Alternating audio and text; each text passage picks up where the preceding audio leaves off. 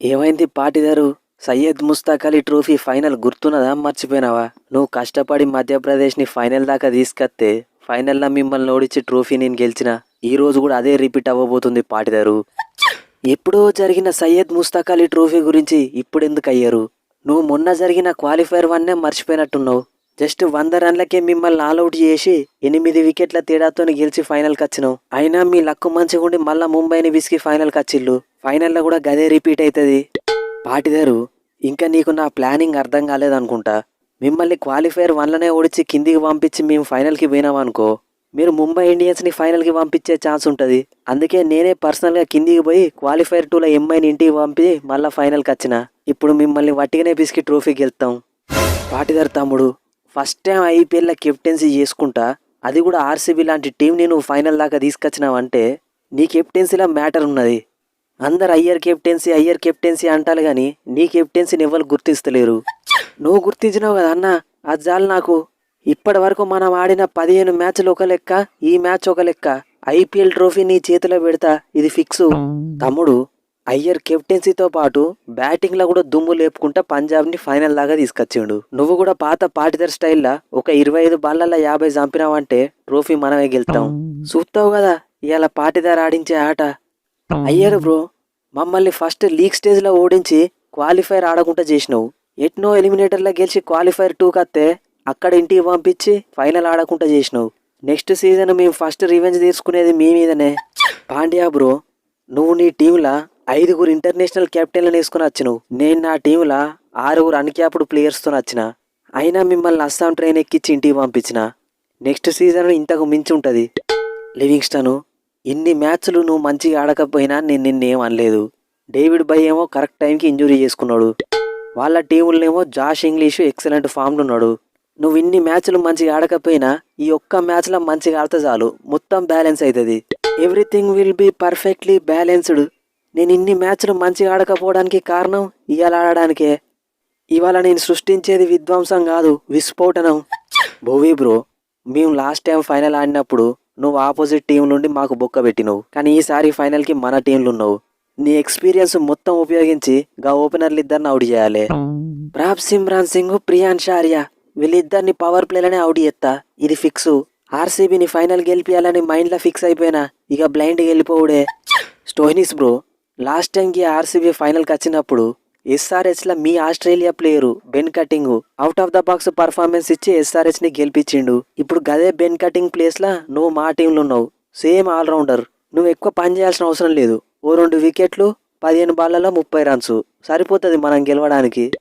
Last మ్యాచ్లో second over వేసి hit man ఎట్లా అవుట్ చేసినా అప్పుడే మర్చిపోయినావా? ఈ మ్యాచ్లో కింగ్ కోహ్లీ వికెట్ తీయాలని పర్ఫెక్ట్ ప్లానింగ్తో వస్తానా. నేను ఒక మంచి స్లోవర్ బౌన్సర్ ఎత్తా, కోహ్లీ షాట్ కొడతాడు, డీప్ మిడ్ వికెట్ల క్యాచ్ ఇచ్చి అవుట్ అవుతాడు, ఇది ఫిక్స్. స్టోయినిసు, ఇవాళ నేను ఆడబోయే ఆట ఎట్లుంటుందంటే, నా లోపడున్న test batsmen, one day batsmen, T20 batsmen అందరినీ మీరు ఈ మ్యాచ్లో చూస్తారు. 600 అయినా 100, 150 అయినా ఈ మ్యాచ్ గెలిపించే తీరుతా. అయ్యరు, ఈ మ్యాచ్లో మనం గెలవాలంటే ఖచ్చితంగా కింగుని తొందరగా అవుట్ చేయాలి. అట్లా అవుట్ చేయాలంటే మన దగ్గర ఉన్న ఆప్షను కైల్ జేమిసన్. అవసరమైతే పవర్ ప్లేలనే కైల్ జేమిసన్తో 3-4 ఓవర్లు లేపి, కింగ్ మాత్రం పవర్ ప్లేలనే పెవిలియన్కి పోవాలి. కరెక్ట్ పాయింటింగ్ బాబాయ్, నేను కూడా అదే ప్లాన్ చేస్తానా. లాస్ట్ మ్యాచ్లో మనం ఓడిపోయినప్పటికి కూడా కైల్ జేమిసన్ కింగ్ వికెట్ తీసుడు మాత్రం వర్కౌట్ అయింది. ఈ మ్యాచ్లో కూడా అదే రిపీట్ అయిందంటే మనల్ని ఎవరు ఆపలేరుగా. పాటిదారు, లాస్ట్ మ్యాచ్లో అయ్యర్ తమ్ముడు ఎట్లాడిండంటే, బుమ్రా బోల్టు మిడిల్ స్టంప్ మీదకి పర్ఫెక్ట్ యార్కర్లు ఎత్తే కూడా వాటిని థర్డ్ మ్యాన్ దిక్కు 4లు కొట్టిండు. ఇవాళ గనక మనం అయ్యర్ తమ్ముడిని తొందరగా అవుట్ చేయలేదనుకో, క్వాలిఫైర్ 2 ఏం చేసిండో ఈ మ్యాచ్లో కూడా గదే చేస్తాడు. కోహ్లీ అన్న, అయ్యర్ ఈ సీజన్ మన మీద 3 మ్యాచ్లు ఆడితే 3 కూడా రన్స్ కొట్టలేదు. అయ్యర్ని అవుట్ చేయడానికి కోసమే మన దగ్గర జోష్ హెజల్వుడ్ ఉన్నాడు. మన హెజల్వుడ్ బ్రో ఈసారి కూడా అయ్యర్ని అవుట్ చేసిండంటే మ్యాచ్ మనదే. ఎస్, ఈ మ్యాచ్లో కూడా అదే రిపీట్ అవుతుంది. నేను వేసే బౌన్సర్ని శ్రేయాస్ అయ్యర్ అప్పర్ కట్ కొట్టడానికి చూస్తాడు, వెనక కీపర్కి క్యాచ్ ఇచ్చి అవుట్ అవుతాడు, ఇది ఫిక్స్. ఈసారి అప్పర్ కట్లు లేవు, పుల్ షాట్లే. లాస్ట్ మ్యాచ్లో బోల్ట్ని బూమ్రాని కొట్టినట్టే ఈ మ్యాచ్లో హెజల్వుడ్ని బోవిని కొడతా. అయ్యర్ తమ్ముడు, thank you very much. Mumbai ఇండియన్స్ని ఫైనల్కి పోకుండా ఆపినావు. వాళ్ళ 5 సార్లు ట్రోఫీ గెలిచిళ్ళు, మేము 5 సార్లు ట్రోఫీ గెలిచినాం. కానీ వాళ్ళు ఈసారి మళ్ళీ ప్లే ఆఫ్స్కి క్వాలిఫై అయ్యిళ్ళు.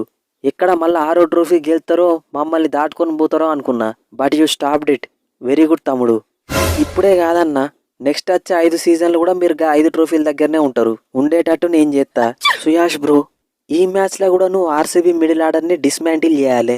నీ టార్గెట్ శశాంక్ సింగ్, స్టోయినిస్, నేహాల్ వదేరా. వీళ్ళ ముగ్గురిట్లలో నువ్వు 2 వికెట్ తీసినా గానీ మ్యాచ్ మనదే. ముగ్గురిని అవుట్ చేస్తే నీకేమన్నా ప్రాబ్లం ఆ Patidar? I will show them the hell. Patidar, చరిత్రలో నేను ఇంతవరకు ఆడిన ఏ ఫైనల్ ఓడిపోలేదు. ఇవాళ కూడా మనం ఓడిపోము. నువ్వు తడిగుడ్డేసుకొని పండుకో, మిగిలింది నేను చూసుకుంటా. నువ్వు ఆ మాత్రం కాన్ఫిడెన్స్ ఇస్తే చాలా హ్యాజల్వుడ్ బ్రో, చెలరేగిపోతా.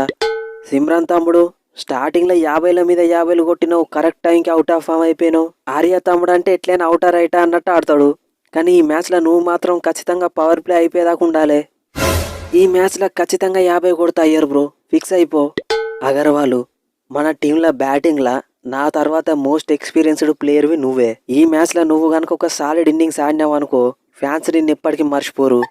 నేను వైల్డ్ కార్డ్ ఎంట్రీ ఇచ్చినప్పుడే మైండ్లో ఫిక్స్ అయిపోయినా, నన్ను అవుట్ చేయాలంటే పంజాబ్ బౌలర్ల తాతలు దిగి రావాలి. నా లోపడున్న టెస్ట్ బ్యాట్స్మెన్ని బయటికి పట్టుకత్తా. తమ్ముళ్ళు, ఈ మ్యాచ్లో నేను మయాంక్ అగర్వాల్ స్టాండర్డ్ ఇన్నింగ్స్ ఆడతాం. అంటే దన్న వికెట్లు పడకుండా ఆపుతాం. ఇక మిగిలిన ప్లేయర్లందరూ ఒక్క బాల్ కూడా వేస్ట్ చేయొద్దు. వచ్చిన వాళ్ళు వచ్చినట్టు దన్న 6లు అన్న కొట్టాలి, అవుట్ అన్న కావాలి, గంతే. ఎస్, కోహ్లీ చెప్పిన ప్లానే ఈ మ్యాచ్లో వర్కౌట్ చేయాలి. అయ్యరు, క్వాలిఫైయర్ 1లో మనం ఆర్సీబీతో ఓడిపోయిన మ్యాచ్ మర్చిపోలి.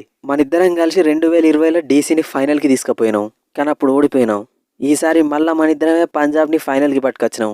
ఈసారి మాత్రం మిస్ అవ్వద్దు అయ్యరు. ఆల్రెడీ లాస్ట్ సీజన్ కేకేఆర్ని ఫైనల్ గెలిపించే ఇక్కడికి వచ్చిన. ఇవాళ కూడా అదే రిపీట్ అవ్వబోతుంది, రాసి పెట్టుకోలి. ఇప్పటికి 3 సార్లు ఫైనల్కి వచ్చిన, 3 సార్లు ఓడిపోయినా. ఈసారి అది రిపీట్గా తమ్ముడు. Let's meet in the ground. So friends, ఈ స్పూఫ్ కనుక మీకు నచ్చితే మన ఛానల్ని సబ్స్క్రైబ్ చేసుకోవడం మర్చిపోకండి. ఈ వీడియోని లైక్ చేయండి.